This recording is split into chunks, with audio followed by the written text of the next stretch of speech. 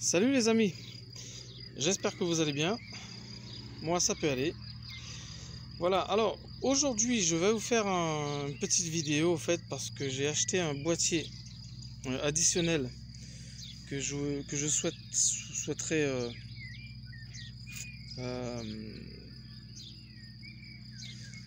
mettre avec mon moteur pour avoir un peu plus de couple. Et surtout le plus important en économie de carburant. Voilà. Donc je vous montre déjà ce que j'ai fait sur ma voiture. J'ai mis une barre anti-rapprochement. J'ai fait aussi j'ai mis des jantes en 18. L'origine c'était du 17. J'ai mis des ressorts courts à l'avant, mais malheureusement j'ai un peu galéré, j'ai pas pu faire de vidéo. Mais si jamais quelqu'un souhaite avoir des renseignements sur les ressorts, comment j'ai pu les mettre, les galères que j'ai rencontrées, donc n'hésitez pas à me laisser des messages et puis je vous aiderai du mieux que je peux. Voilà, et par contre il me reste ceux de derrière à faire, donc là-dessus peut-être que je vais faire une vidéo. Voilà, donc les ressorts courts à l'arrière, ressorts courts à l'avant, ça a été mis. C'est pour le rabaisser au fait de 3 cm. Voilà. Parce que je trouve que c'était un peu haut, ça faisait pas très beau. Voilà. Donc, je reviens à ce que je disais au début. Donc, j'ai acheté un boîtier additionnel. J'ai vu quand même qu'il y avait pas mal d'avis favorables là-dessus. Donc, ce boîtier additionnel, en fait, c'est Italian Speed. Et comme la Giulietta c'est une italienne, donc je me suis dit ils sont peut-être un peu plus avancés que certains d'autres en fait. Voilà, parce qu'ils sont les mieux placés pour comprendre mieux ce moteur là. Donc pour nous offrir un bon produit. Voilà. Alors ce que je vais faire, moi j'ai déjà utilisé le boîtier depuis 2-3 jours. Et je peux vous dire les amis, franchement, je sais pas, j'ai pas passé au banc. Mais d'origine, ça fait 170 chevaux. Et je peux vous dire que je dépasse largement les 210. Même voir les 220. Parce que franchement, il y a un gain de puissance énorme. Et du couple aussi. Et quand je consulte l'ordinateur de bord, je mets sur la consommation instantanée. Et je peux vous dire qu'il y a vraiment une différence. Vraiment une différence au niveau consommation. Voilà. Donc, en premier, ce qu'on a à faire les amis, c'est on enlève le cache moteur. Hop.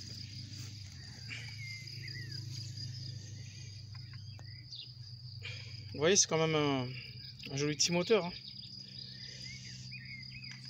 Alors, le boîtier, je vais le sortir. Parce qu'en fait, j'ai essayé, j'ai roulé avec. Et je peux vous dire que... Je vais essayer de ouvrir ce paquet. Voilà. Ce qui est bien en fait avec Italian Speed, c'est qu'il vous livre avec la notice qui est tout à fait normale.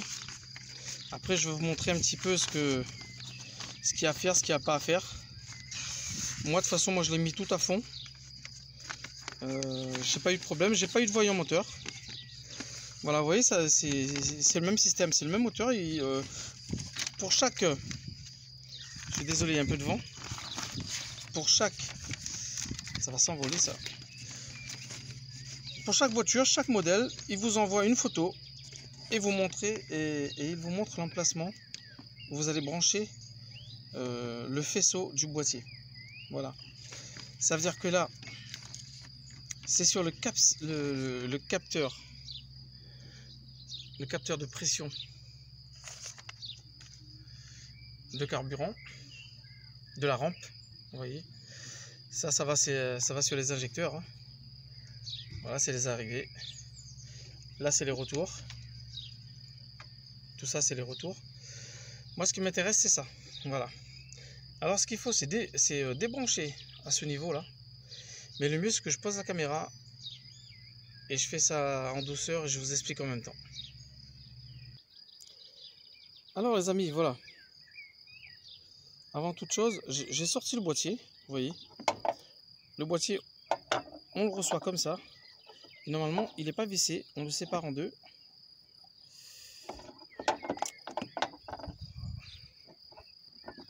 C'est chiant à faire tout ça. Voilà. Là, c'est la partie électronique. Vous voyez? Moi, normalement, je l'ai utilisé au fait, ce pulseur là, pour avoir un peu plus de puissance maximum. Moi, je l'ai tourné au maxi. Mais je vais vous expliquer les étapes à faire. J'ai laissé sur RAS Sport. Alors, je vais vous montrer pour que vous puissiez comprendre. Si jamais vous avez des doutes et tout ça sur ce produit là, je ne fais pas de la pub, hein, mais moi j'ai voulu mettre un boîtier additionnel, voir qu'est-ce que ça donnait. Je suis pas déçu. Voilà. Alors là, vous voyez le boîtier comme il est. Vous voyez. Là, vous avez le schéma. Et d'origine, eux, quand ils vous envoient les deux petites molettes là, ils sont toujours de ce côté là. Ça, j'ai pas touché. Voilà, ça veut dire que ça c'est en mode RAS. Ça veut dire performance maximum sur tous les régimes. Donc moi j'ai laissé là-dessus et j'ai juste réglé la petite molette là, vous voyez, ici au maximum. Voilà, parce que quand ça a été livré comme ça, vous voyez, à la demi. Après vous avez ce mode aussi, le mode sport, performance maximum, surtout à bas et moyen régime. Après vous avez le mode fast, poussée maximale au début, bas régime, puissance moyenne à régime moyen élevé. Après vous avez le mode speed. Là c'est au fait le mode speed, lui c'est comme si que votre moteur il est débridé quoi. Ça veut dire qu'en vitesse de pointe vous allez je sais pas combien, bon je vais pas essayer non plus, ça m'intéresse pas. Moi ce que je recherche c'est du couple, de la puissance, hein, surtout quand on fait des dépassements, et le plus important, la consommation. Voilà, une baisse de consommation à peu près de 20%. Moi c'est ce que j'ai remarqué.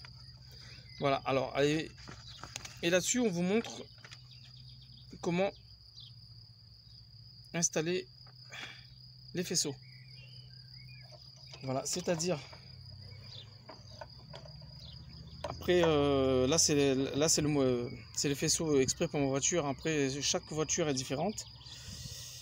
Voilà, ça veut dire que ce faisceau là, lui il va venir, je vais le brancher, je vais débrancher là, ici, lui il va venir là, et cette partie là elle va être branchée sur cette partie là que je vais débrancher. Voilà, donc je vous montre ça tout de suite les amis. Bon voilà, avec un petit tournevis je vais venir défaire le petit clapet qui est en bas. Voilà, et puis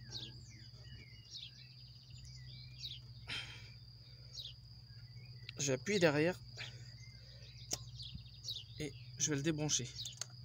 Voilà, et ensuite je vais prendre, surtout à pas brancher à l'envers, il vous montre bien sur la notice, surtout regardez bien la notice. Voilà, donc je vais brancher cette partie là. Donc pour moi normalement ils disent, je me souviens plus. Voilà. Donc la petite languette là, la petite languette ici, elle doit se trouver au-dessus.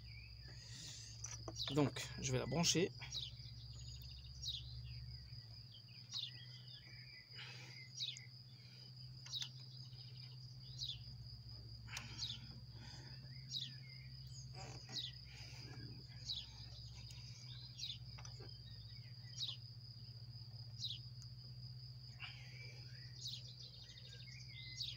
Attendez que je fais pas de bêtises, je vais bien regarder la notice avant. Alors les amis, voilà. Ils disent le bouton de verrouillage de notre connecteur doit être en ligne avec le triangle de la rampe commune. Alors pour moi le triangle de la rampe commune, c'est pas celui-là. Le triangle il est en dessous. Donc ce qui veut dire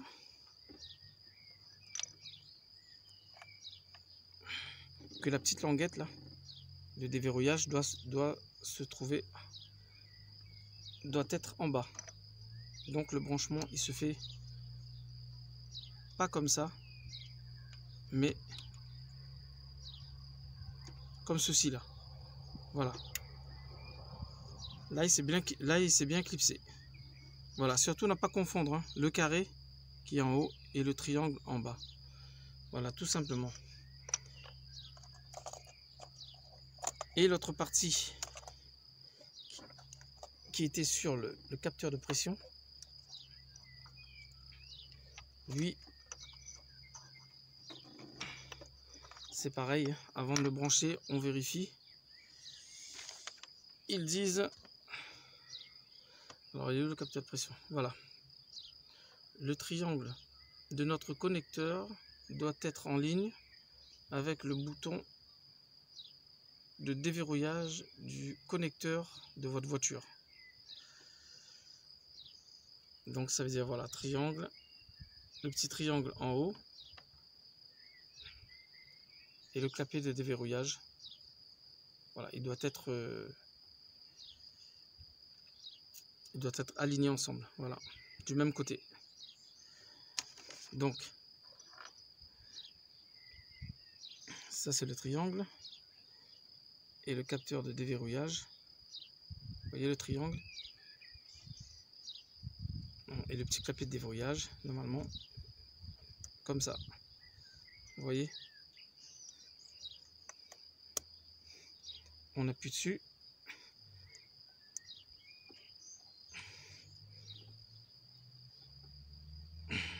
Voilà, et là c'est clipsé. Alors et maintenant,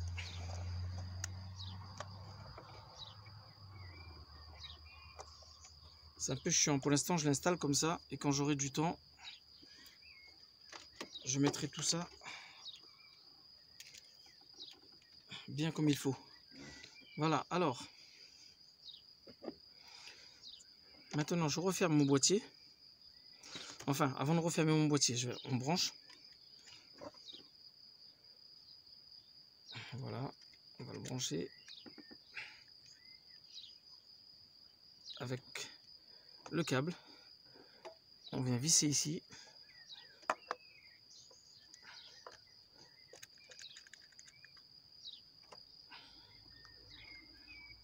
Voilà. Alors, je vous explique. Avec un petit tournevis. Je sais pas où je l'ai foutu, le tournevis.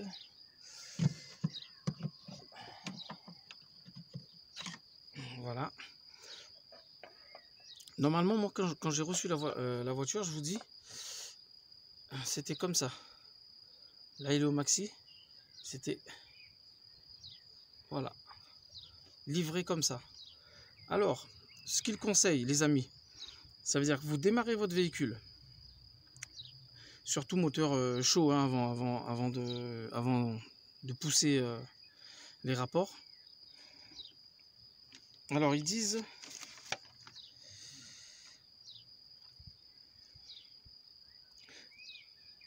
Par exemple, là, on va mettre, on va le tourner de 2 mm.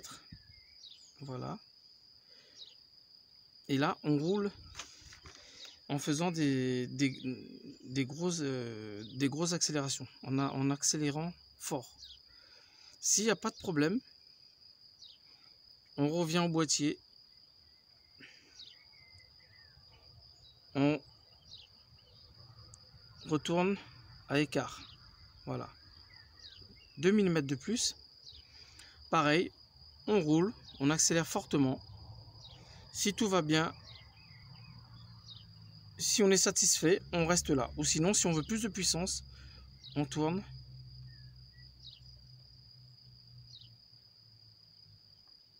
On tourne au maximum. Voilà. Et si jamais, par exemple, en accélérant, vous voyez que votre moteur il tourne pas très rond, vous avez un voyant ou quoi que ce soit, ben, vous refaites l'inverse. Voilà, vous partez, vous refaites deux petits crans en arrière. Et si jamais vous voyez que tout va bien, ben vous laissez à ce stade-là, vous le mettez, voilà, vous restez comme ça, vous augmentez pas la puissance. Voilà, ça veut dire que c'est votre moteur qui ne prend pas plus, voilà, tout simplement. Alors que moi, normalement, c'est au maximum. Voilà, moi j'ai tout testé, j'ai pas de problème. Là, vous voyez, voilà. Donc moi je vais laisser comme ça au maximum. J'ai roulé comme ça pendant 2-3 jours. Je peux vous dire que j'ai pas de soucis, il n'y a pas de claquement moteur, il n'y a pas de voyant moteur.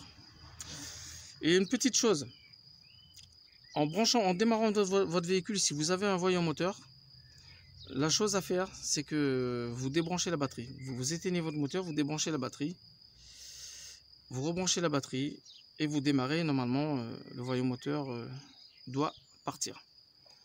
Voilà, tout simplement. Donc, je vérifie bien que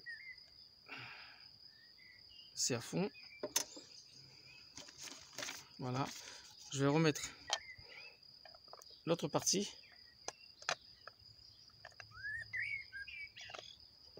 Voilà, normalement ils vous livrent ensemble des vis pour pouvoir les fixer où vous voulez. Par contre, ne pas fixer à l'avant, loin des phares. Ne pas fixer au niveau de la batterie. Toujours fixer à l'opposé de la batterie, c'est-à-dire vers ici, soit derrière ou là dans un coin ou derrière, mais pas au niveau des feux ni au niveau de la batterie. Voilà. Après, c'est chaque modèle de voiture, les câbles sont faits exprès pour que vous puissiez les installer ailleurs. Voilà, alors ça veut dire que moi je vais, pour l'instant, je vais poser le boîtier jusqu'à ce que je trouve le bon endroit. C'est pas facile. Je vais le passer ici.